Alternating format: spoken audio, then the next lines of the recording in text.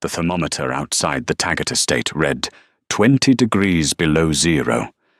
But the real chill was inside the ballroom. Everyone thinks the worst thing that can happen to an Omega is death. They're wrong. The worst thing is standing in a room full of people you grew up with, wearing a wedding dress that cost more than your father's house, and watching your destined mate point a finger at the door. They didn't just cancel the wedding. They didn't just break the bond. They stripped the coat off her back, opened the heavy oak doors, and threw Gillian Clark into the dark. She was expected to die within the hour. But they forgot one thing: the monsters living in the woods aren't always the ones you should be afraid of. Sometimes, the monster is the only one who will save you. The champagne in Gillian Clark's glass had gone flat 3 hours ago. She stood near the pillar of the Taggart estate's grand ballroom, gripping the stem of the crystal flute so hard her knuckles turned the color of old bone. The room was a sea of velvet tuxedos and silk gowns, the air thick with the scent of expensive perfume and the underlying, musky pheromones of high-ranking wolves. It was supposed to be her mating ceremony. It was supposed to be the night the Clark bloodline was finally elevated from destitution to royalty. Instead, the music had stopped. Bryce Taggart stood on the raised dais. He was handsome in the way a knife is handsome sharp, polished, and capable of cutting you if you held him wrong. He adjusted the cuffs of his bespoke jacket, his eyes scanning the crowd before landing on Gillian. There was no love in that gaze. There wasn't even hate. There was only the cold calculation of a man checking a ledger and finding a discrepancy. "Gillian," Bryce said. His voice wasn't loud, but in the silence of the hall, it sounded like a gunshot. "Step forward." Gillian's legs felt like lead. She smoothed the skirt of the ivory gown she hadn't wanted address Bryce's mother, Mrs. Taggart, had picked out because it hid her meager hips, and walked toward him. The crowd parted. She saw the faces of people she had known her whole life: the baker, Mr. Henderson, her old school teacher, Mrs. Gable. They didn't look her in the eye. They looked at the floor, or worse, they looked at Bryce with hungry anticipation. "I have consulted with the elders," Bryce announced, addressing the room rather than the woman standing 5 feet from him. "The Silver Creek Pack requires strength. We are surrounded by encroaching territories. We need heirs who can shift, who can fight, who can lead." He turned to Gillian. "You are 22 years old, Gillian, and you have never shifted. Not once." A murmur rippled through the crowd. In werewolf society, a latent wolf, one that couldn't physically transform, was considered a genetic dead end, a liability.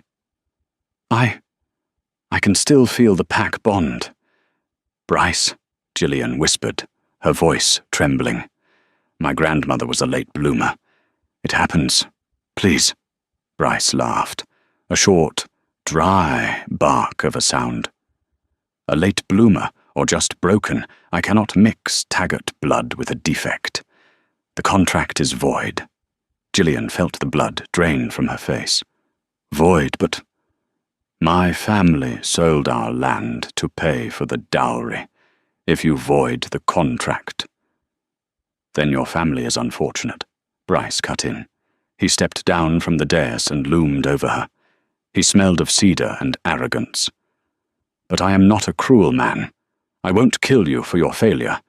But you cannot stay here. An unmated, wolfless female has no place in Silver Creek." From the shadows of the stage, a woman stepped forward. Lydia. She was tall, luscious, and had shifted for the first time at 13. She was wearing a red dress that looked like a spilled wound. She walked up to Bryce and looped her arm through his. "Take it off," Lydia said, smiling at Gillian. What? Gillian breathed. The dress, Lydia said, her voice dripping with mock sweetness. It belongs to the future alpha female. That isn't you, sweetie. And the coat, that's taggart fur. Bryce nodded to his security detail. 2 massive enforcers. Men Gillian had shared lunch with in the pack cafeteria just last week. Stepped forward. They didn't speak. One grabbed her arm. The other grabbed the delicate lace of the bodice. "No, please!" Gillian screamed, trying to pull away. "Bryce, don't do this. It's freezing outside."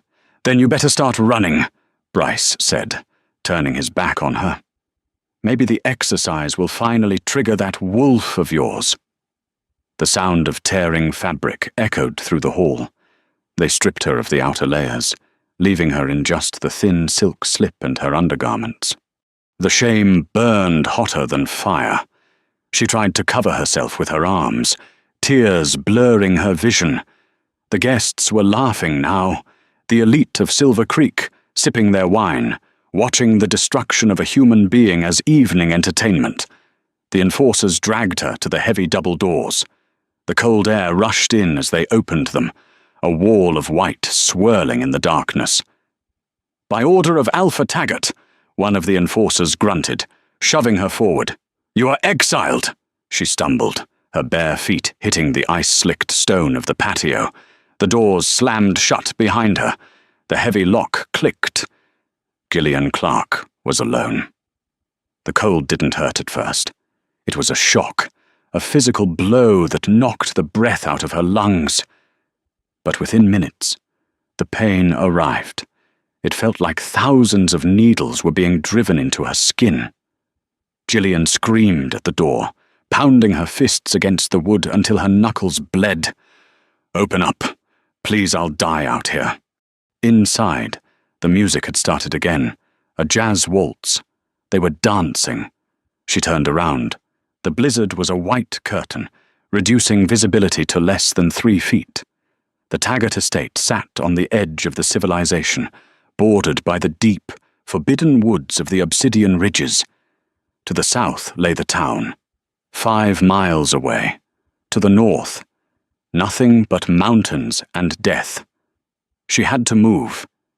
If she stayed on the patio, she would freeze. If she walked, maybe she could generate heat. Maybe she could make it to the roadside. Flag down a truck. She stepped off the patio and sank into snow up to her knees. Her legs were instantly numb. She trudged forward, the wind whipping her hair across her face, blinding her. 1 step, another step. Don't stop. Her mind began to fracture as the hypothermia set in. She thought about her father, a weak man who had gambled away their savings, pinning all his hopes on her marrying Bryce. He wouldn't come for her. He was probably inside, apologizing to Bryce, trying to salvage a business deal out of his daughter's disposal. 10 minutes. That was all it took for her body to start shutting down. Her movements became jerky. Her thoughts slowed like molasses. The trees of the Obsidian Ridges loomed ahead, dark sentinels against the grey sky. She stumbled over a hidden root and fell face first into the snow. It was surprisingly soft. It felt like a bed. "I'll just rest," she thought, her eyes closing. Just for a minute. The cold stopped hurting. It started to feel warm, a gentle embrace lulling her to sleep. This was the end. Gillian Clark, the girl who couldn't shift, dying as a frozen statue in the woods. Crunch. The sound was heavy, deliberate. Crunch, crunch. Footsteps, but not human. They were too rhythmic, too heavy. Gillian forced her eyes open. Through her frozen lashes, she saw a shape emerging from the tree line. It was massive. A wolf, but larger than any she had ever seen in the Silver Creek pack. Its fur was midnight black, absorbing the little light that remained. Its eyes were burning gold. It stood over her, steam rising from its nostrils. Gillian couldn't move. She couldn't even shiver any more. So this is it, she thought. The rogues have come to eat the leftovers. The wolf lowered its massive head, sniffing her neck. The heat coming off its body was intense. It growled, a low rumble that vibrated through the ground and into her chest. Then, the impossible happened. The sound of bones cracking and reshaping echoed through the storm. The massive beast stood on its hind legs, shrinking, shifting, until a man stood there. He was naked, as all wolves were after a shift. But he didn't seem to notice the cold. He was towering, easily 6'5", with a body carved from granite and scarred by violence. A thick beard covered his jaw, and his hair was long, matted with snow.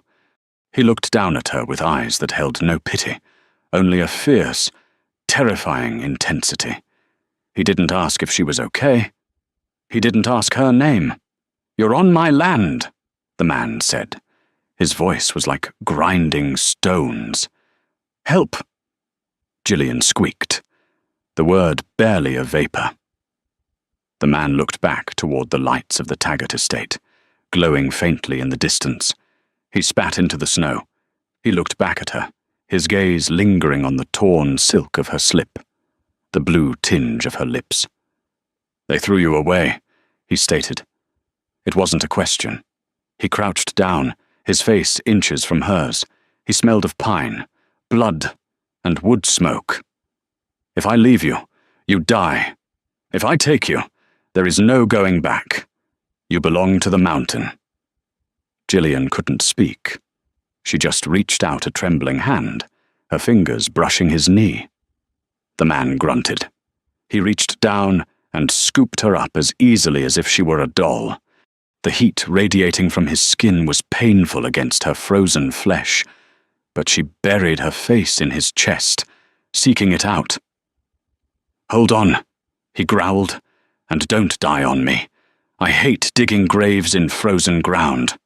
He turned and walked into the darkness of the obsidian ridges, carrying the rejected bride into the heart of the storm. Consciousness returned to Gillian in slow, agonizing waves. The first thing she registered was the smell. Coffee. Strong, black coffee, and burning wood. She gasped, sitting bolt upright. Pain shot through her limbs, the pins and needles of circulation returning to extremities that had been dangerously close to frostbite. She was in a bed. A massive bed with rough-hewn wooden posts, piled high with heavy furs and wool blankets. "Easy," a voice said from the corner. Gillian scrambled back against the headboard, pulling the furs up to her chin. The room was a cabin, but not a rustic, charming vacation spot. This was a fortress. The walls were thick logs. The windows were small and shuttered. A massive stone fireplace dominated one wall, a roaring fire casting dancing shadows across the room. Sitting in a leather armchair by the fire was the man. He was dressed now, wearing dark flannel, heavy work boots, and jeans that had seen better days. He was sharpening a knife with a whetstone. Swing, swing. The rhythmic sound was hypnotic and terrifying. "Who are you?" Gillian asked, her voice raspy. He didn't look up. "Drink the mug on the table. It has willow bark and honey. It'll help the fever." Gillian looked at the bedside table. A steaming ceramic mug sat there. Her thirst outweighed her fear.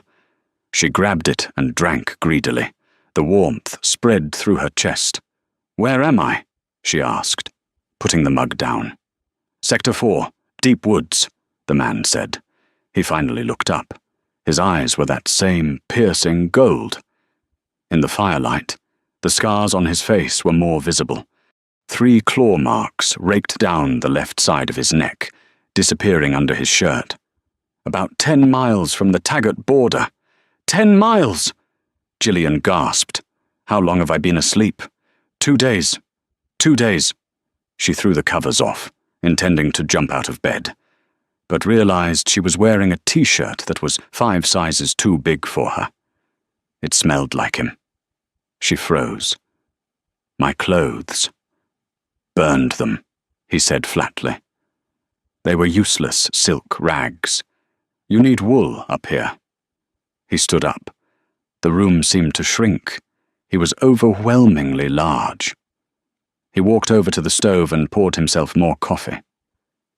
"I need to go back," Gillian said, though the words tasted like ash.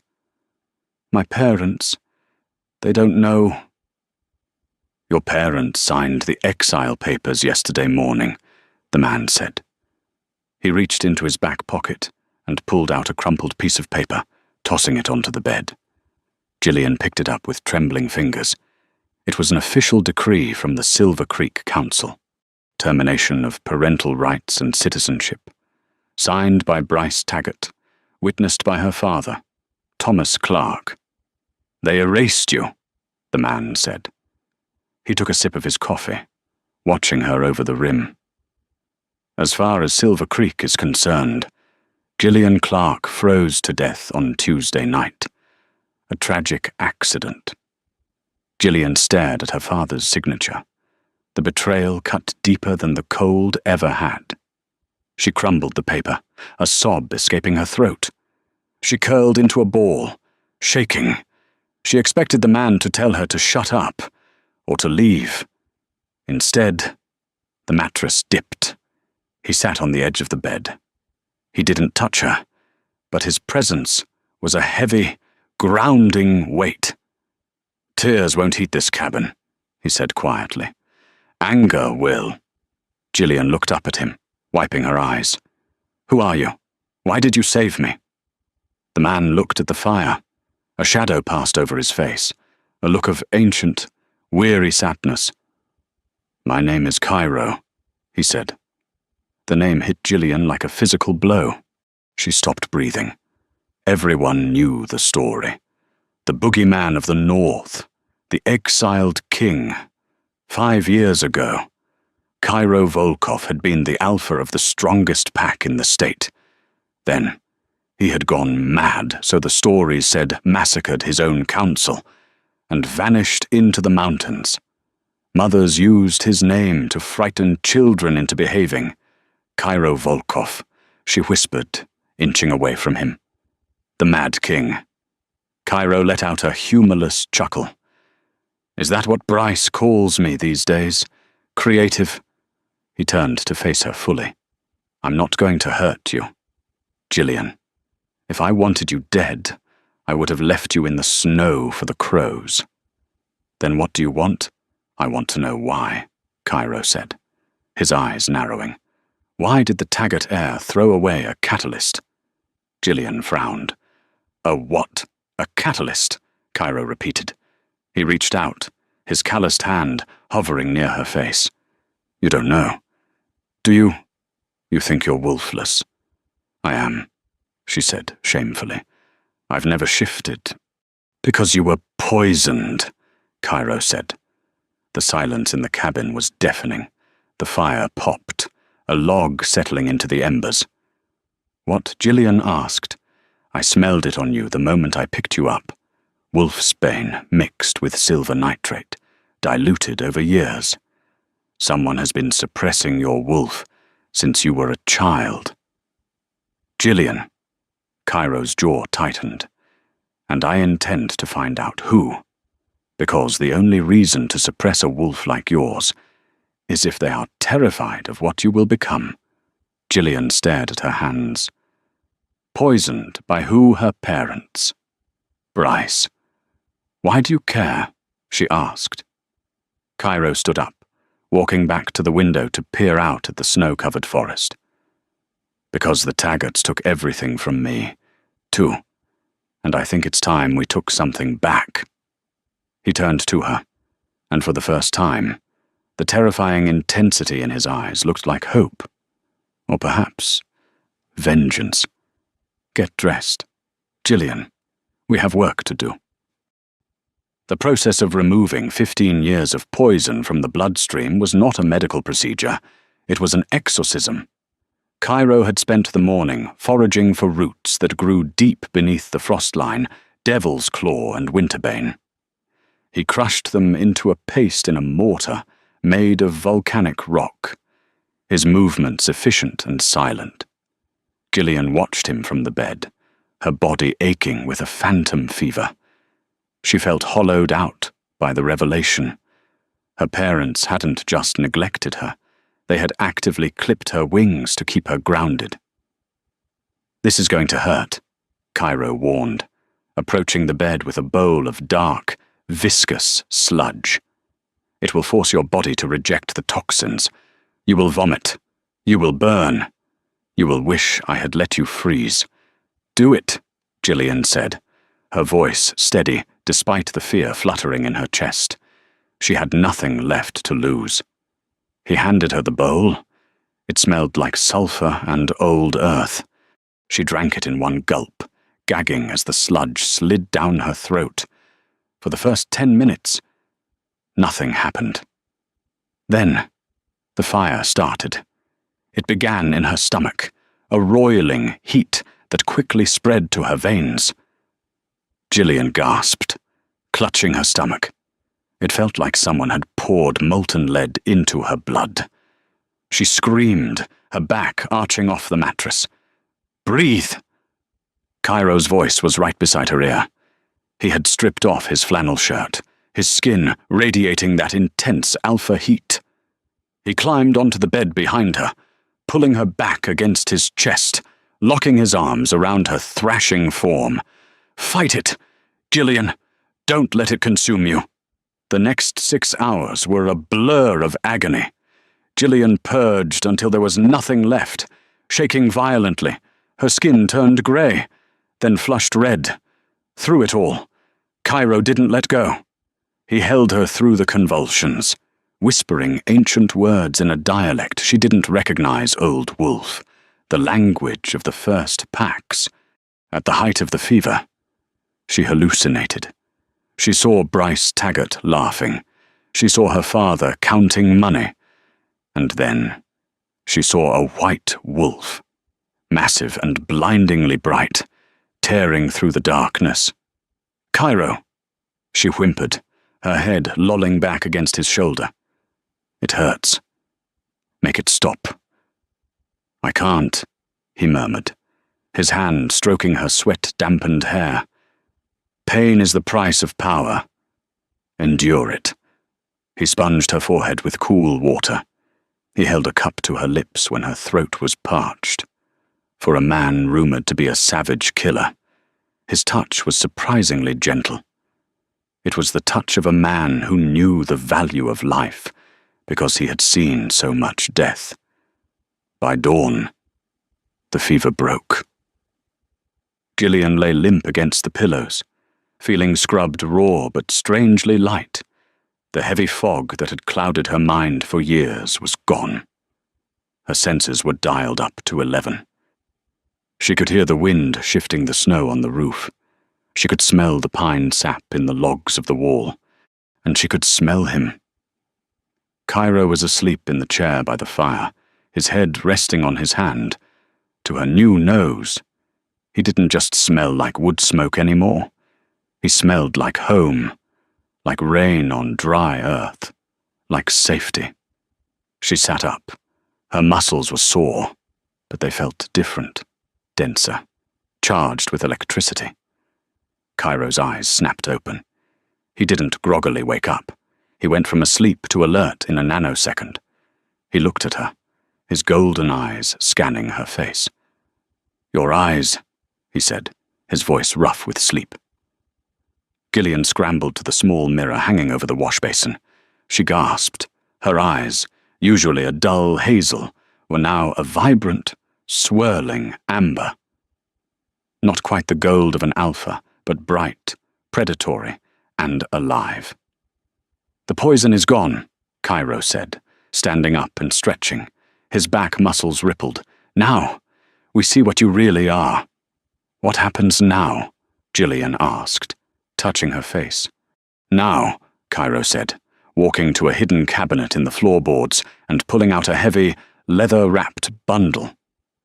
Now I teach you how to kill a taggart.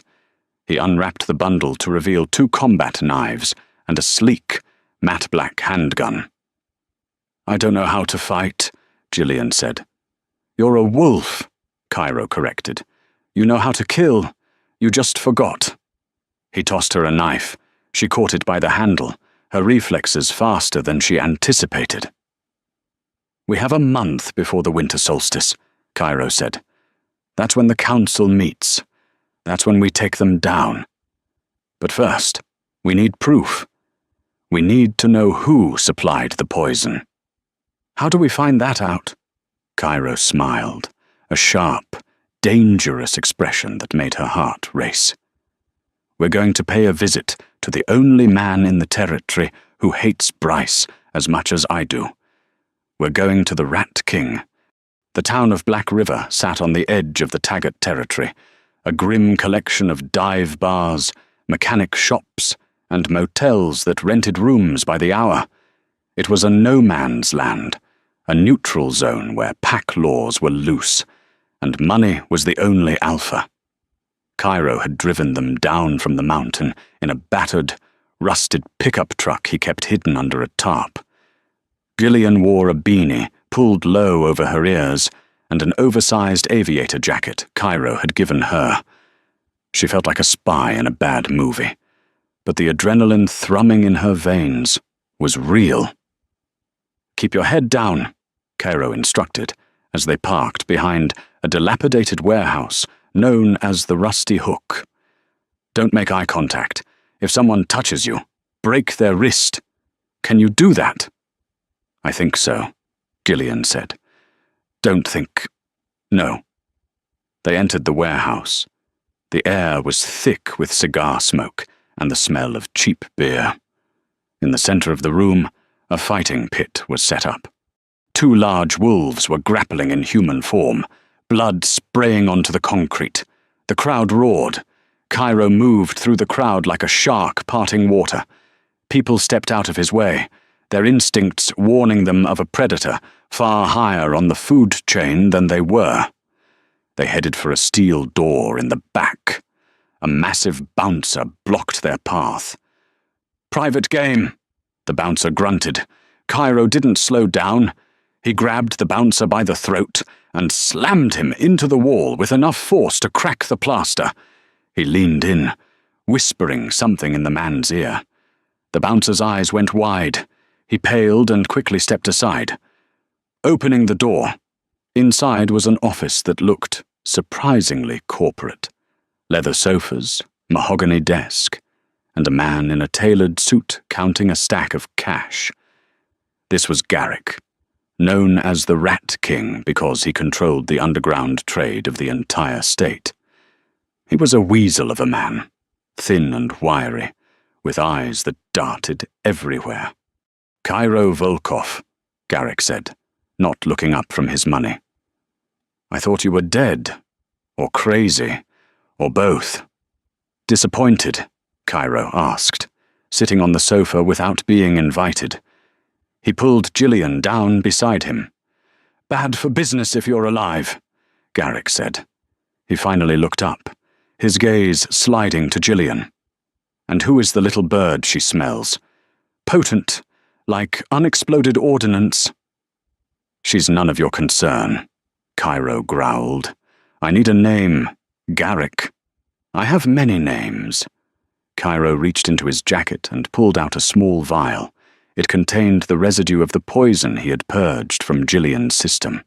He tossed it onto the desk. Wolfsbane and silver nitrate cocktail. Slow release. Who cooks this? Garrick picked up the vial, holding it to the light. His playful demeanor vanished. This is nasty stuff. Volkov. High grade. This isn't some basement chemistry. This is Russo Pharmaceuticals. Gillian froze. Russo Pharmaceuticals. It was a legitimate human company. A massive conglomerate. Why would a human company be making wolf suppressants? Gillian asked. Garrick laughed. Oh, sweetie, You think humans don't know about us. The rich ones do, and they pay very well to keep us manageable. But they don't sell this on the open market. This is custom order. Who ordered it? Cairo demanded. Garrick hesitated. Information like that costs. I'm not paying you with money, Cairo said. I'm paying you with your life, if you don't tell me. I burn this warehouse down with you in it. Garrick sighed. He tapped a few keys on his laptop, then turned the screen around. It was an invoice, dated 15 years ago, recurring monthly until last week. Client Thomas Clark, co-signatory the Taggart estate, authorized by Elder Vance. Gillian felt bile rise in her throat. Elder Vance Bryce's grandfather. The old man has been playing the long game, Cairo muttered. He knew. He knew what you were before you were even born. But why? Gillian cried. Why suppress me? Because, Garrick said, leaning forward, his voice dropping to a whisper. The Taggart bloodline is weak. Inbreeding. Power dilution. They haven't produced a true alpha in 3 generations. They are terrified that a catalyst, a wolf capable of jump-starting a bloodline, would choose someone else. Someone worthy. Garrick looked at Cairo. If she mates with a powerful alpha, Garrick continued, she amplifies him. She makes him a king. If she had mated with Bryce, he would have been unstoppable. But Bryce is an idiot. He didn't know what she was. Only the grandfather did. Bryce threw away the crown, Cairo realized. A dark smile spread across his face. Suddenly, the alarm on Garrick's desk blared. Red lights flashed. Trouble, Garrick said, checking a monitor. Taggart enforcers. 4 SUVs. They're here for a raid. They followed us, Gillian asked, panic rising. No, Cairo said, standing up and pulling out his gun. They're here for Garrick. Loose ends. Out the back, Garrick shouted, grabbing a shotgun from under his desk. Go! The door exploded inward. Wood splinters flew everywhere. Cairo shoved Gillian behind the heavy oak desk just as bullets began to fly. The noise was deafening. Cairo returned fire, his aim deadly accurate. 2 enforcers dropped in the doorway. We need to move. Cairo roared over the gunfire. I can't, Gillian screamed. There are too many. Trust your instincts. Gillian Cairo grabbed her hand. Run. They sprinted toward the back exit. An enforcer crashed through a window, blocking their path. He was huge, shifted into a half-wolf form, claws dripping. He lunged at Gillian. Time seemed to slow down. Gillian didn't think. She didn't cower. A growl ripped from her throat, a sound that didn't sound entirely human. She dropped to her knees, sliding under the enforcer's lunge, and drove the knife Cairo had given her upward. The blade sank into the enforcer's femoral artery. He hauled and collapsed. Gillian stood up, covered in blood that wasn't hers. She looked at Cairo. He was staring at her with a mix of shock and ferocious pride. Not bad for a defective goods, he grinned. They burst out the back door into the freezing night, the sound of sirens wailing in the distance. They had the proof. And for the first time, Gillian knew she wasn't the prey anymore. She was the hunter. The drive back to the cabin was silent, but the air between them was electric, the brush with death, the revelation of the conspiracy, and the violence had stripped away the last layers of awkwardness between them. When they finally stumbled through the door of the cabin, the adrenaline crash hit them both. Cairo locked the door and threw another log on the fire. He turned to look at Gillian. She was still wearing the blood-spattered jacket. Her hair wild, her eyes glowing in the dim light. You fought well, he said, his voice low. I killed him, Gillian whispered, looking at her hands. She was shaking, the reality setting in. I killed a man. He was going to kill you, Cairo said, stepping closer. He took her hands in his. His grip was warm and solid. You defended your pack. My pack? Gillian looked up at him. I don't have a pack. I'm an exile. You're with me, Cairo said. That makes you a pack of 2. He reached out and wiped a smear of dirt from her cheek.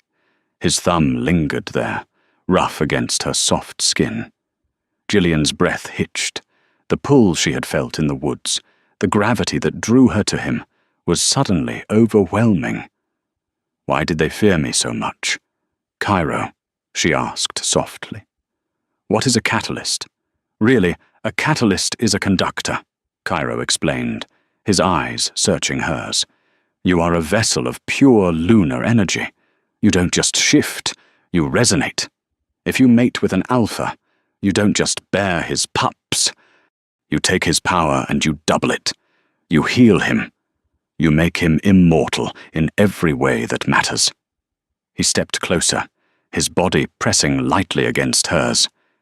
She could feel the heat radiating off him, burning through her clothes. Elder Vance knew that if you mated with Bryce, you would realize he was weak, Cairo murmured. The bond wouldn't take. You would have rejected him eventually. And then you would have looked for a real alpha. They couldn't risk that. So they kept you drugged. They kept you small. And now, Gillian whispered. Now you are waking up, Cairo said. His voice dropped an octave, turning into a growl that vibrated in her bones. And I have never wanted anything more in my life. Gillian didn't retreat. She stepped into him. She reached up and tangled her fingers in his long hair, pulling his head down. Then take me, she said. Make me strong. Cairo didn't hesitate. He kissed her. It wasn't a gentle, tentative kiss. It was a collision. It was hunger and desperation and 5 years of loneliness crashing into a lifetime of rejection. He lifted her off the ground, her legs wrapping around his waist, and carried her to the fur-lined bed. When they finally came together, skin against skin, the world outside ceased to exist, and in the moment of their joining, something snapped into place in the universe. A shockwave of energy blasted outward from the cabin. The windows rattled. The snow on the roof melted instantly. Miles away, in the Taggart estate, every wolf woke up screaming as a sudden, overwhelming pressure crushed them into submission. It was the feeling of a king returning to his throne. In the cabin, Cairo threw his head back and roared, his eyes glowing a solid, blinding gold. The scars on his body seemed to glow. He could feel his strength returning, amplifying, becoming something ancient and terrifying. Gillian felt it too. The lock on her soul shattered. She arched her back, a scream tearing from her throat that shifted mid-note into a howl. Her bones cracked and reformed, fluid and painless this time. Where the girl had been, a wolf now stood. But she wasn't just a wolf. She was magnificent. Her fur was pure silver, shimmering like moonlight.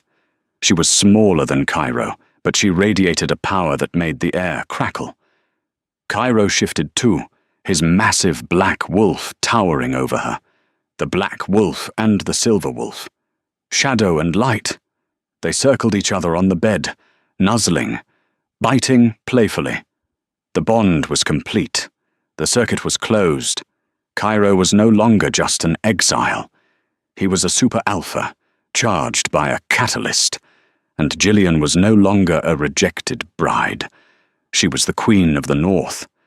As the sun rose, they shifted back to human forms, tangled together in the furs. Cairo kissed her shoulder, his hand resting possessively on her hip. The winter solstice is in 3 days, Cairo said, his voice filled with a dark promise.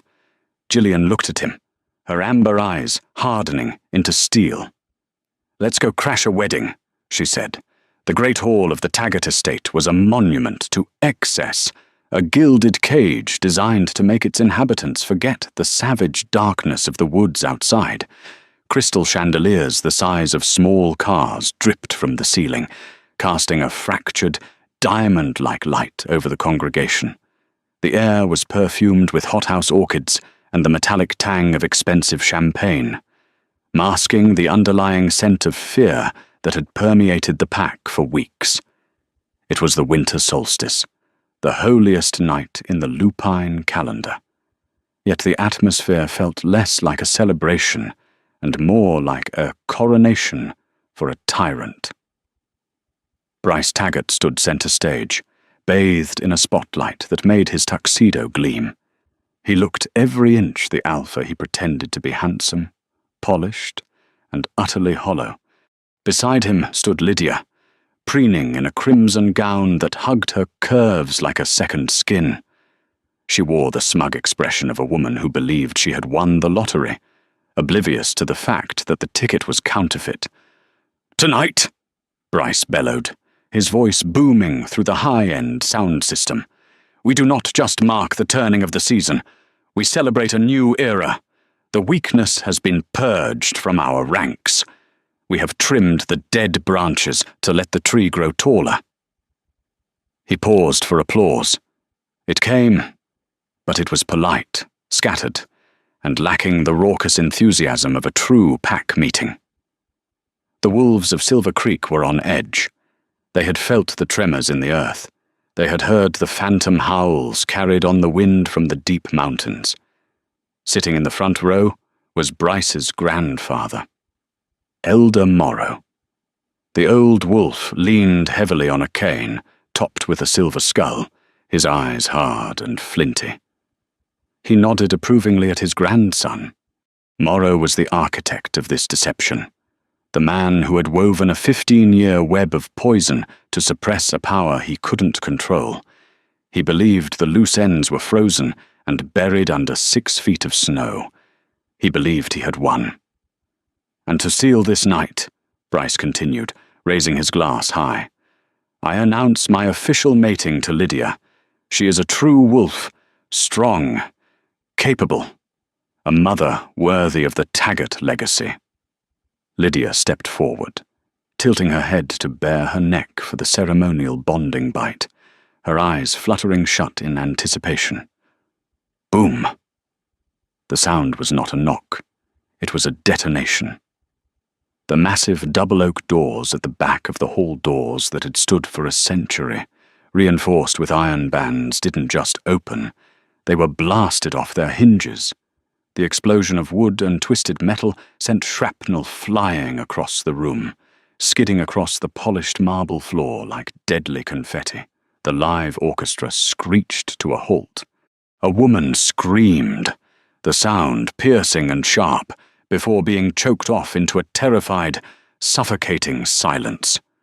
The warm, perfumed air of the ballroom was instantly annihilated.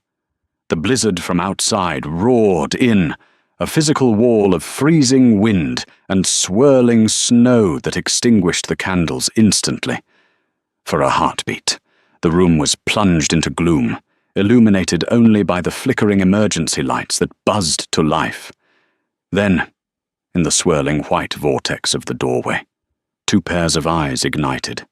One pair was a burning, molten gold, the eyes of a predator who had tasted hell and found it wanting.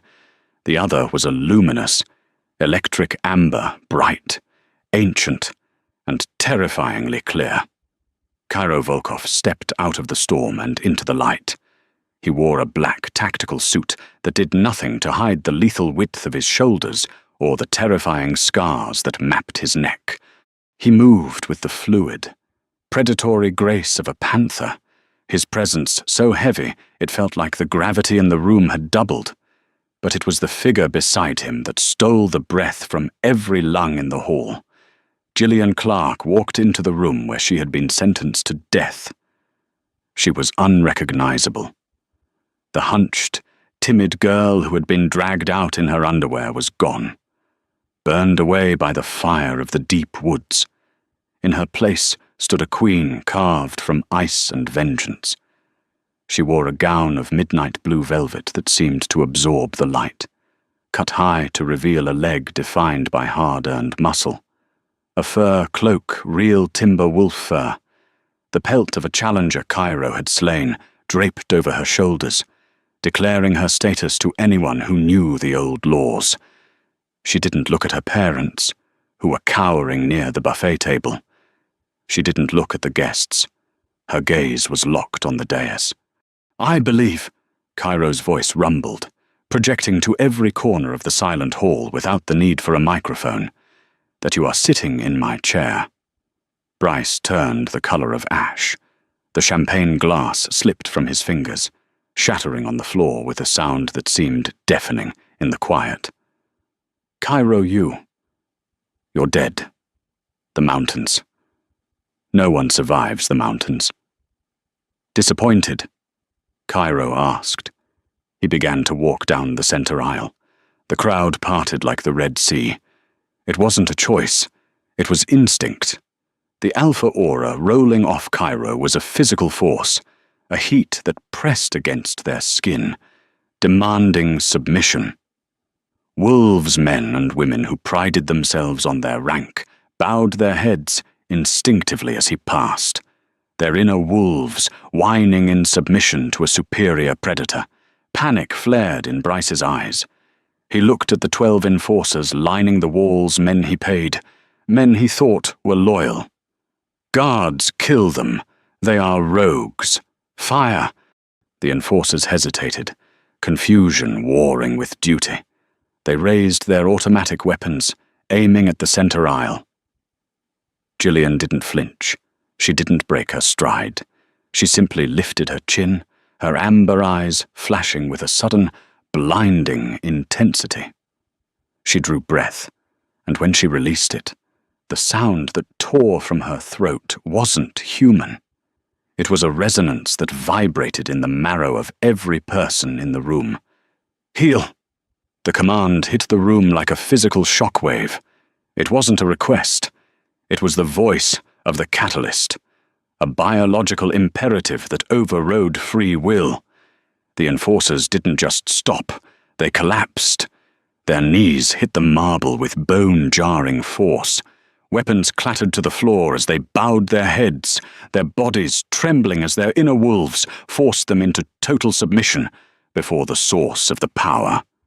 "What is this sorcery?" Elder Morrow hissed, stumbling to his feet, his cane shaking in his grip. "You abomination! You are defective. The only abomination here is you, Morrow," Gillian said.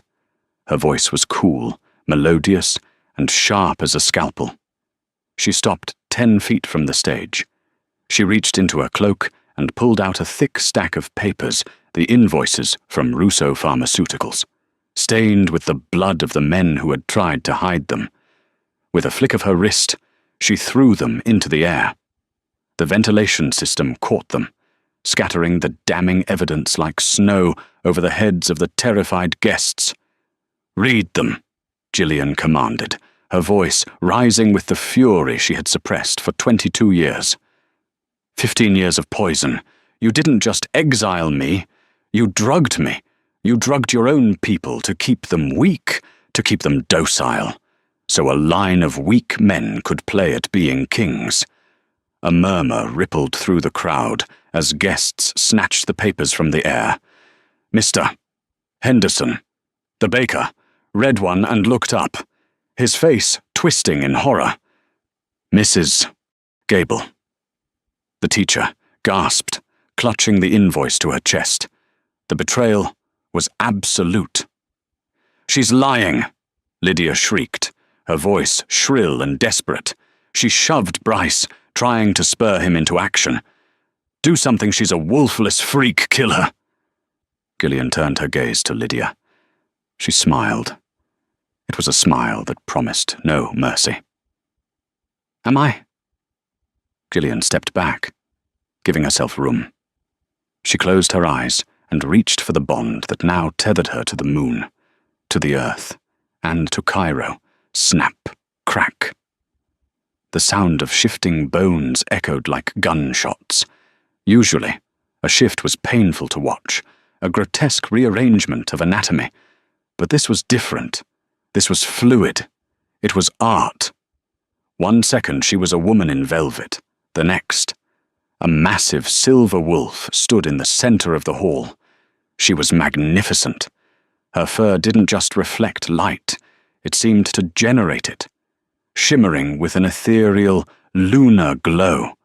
She was sleeker than a male, but the muscle coiled beneath that silver pelt was undeniable. She threw her head back and howled a sound of pure, unadulterated power that shattered the crystal champagne flutes on the tables and cracked the window panes. The pack felt it. The resonance. It was a rush of endorphins, a surge of strength that flooded the veins of every wolf in the room. They felt their own senses sharpen, their own fatigue vanish. They realized, with dawning awe, what she was. A catalyst, someone whispered reverently from the back. The legend is real. Bryce saw his support crumbling. He saw the way his pack looked at the silver wolf, not with disgust, but with worship. His narcissism fractured into blind rage. No. Bryce screamed. His eyes went black. He tore at his clothes, his body contorting as he shifted into his brown wolf form. He was large, well-fed, and aggressive. He lunged off the stage, jaws snapping, aiming for Cairo's throat. He intended to kill the rival before the pack could turn. It was a fatal miscalculation. Cairo didn't even bother to shift. As the massive brown wolf leaped through the air, jaws gaping, Cairo simply stepped to the left. He moved faster than the human eye could track. With one hand, he reached up and grabbed the brown wolf by the scruff of the neck in midair. Using the wolf's own momentum against him, Cairo slammed Bryce into the marble floor. Crack! The sound of the impact sickened the crowd. The marble tiles spiderwebbed outward. Bryce yelped, a high-pitched sound of pain that shamed him instantly. Cairo pinned the thrashing alpha down with one hand, his fingers digging mercilessly into the thick fur. He leaned down, his face inches from the wolf's snout, his golden eyes blazing with the fires of the deep hell he had crawled out of. "You had a queen," Cairo growled, his voice low and vibrating with a terrifying calm. "And you treated her like a beggar. You had a kingdom, and you turned it into a cage." Bryce whimpered. He stopped struggling. He rolled his eyes back, baring his neck in the ultimate sign of submission. He was broken, not physically, but spiritually.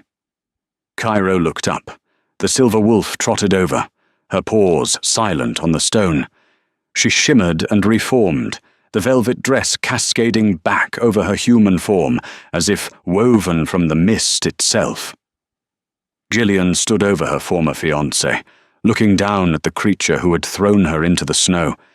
She felt nothing. The hate was gone. The fear was gone. He was just a small, sad man who had inherited a crown he couldn't carry. "Do we kill him?" Cairo asked her, his hand still pinned to Bryce's neck. He deferred to her, making it clear to the room who held the true power. Gillian looked around the room. She saw her parents, pale and shaking. She saw the elders, terrified. She saw the pack, waiting for her judgment. "Death is too easy," Gillian said softly. "He wanted to exile me to the cold. He wanted to erase me." She pointed a manicured finger toward the shattered doors, where the blizzard was still raging, howling against the stone. "Get out," she commanded. Cairo released his grip. Bryce, forced back into his human form by the sheer trauma of the impact, scrambled backward. He was naked, shivering, and bleeding from the nose. He looked at his pack, begging for someone to intervene. No one moved. Even his mother looked at the floor. Lydia was already pulling the diamond engagement ring off her finger, her eyes fixed hungrily on Cairo, calculating her next move, a move she would never get to make. "I said, 'Run,'" Gillian whispered. Bryce scrambled to his feet and ran. He sprinted past the silent guests, past the overturned tables, and out into the white void. He ran into the darkness, exactly as Gillian had done weeks ago. But unlike her, there was no monster in the woods waiting to save him. There was only the cold. Cairo stood up.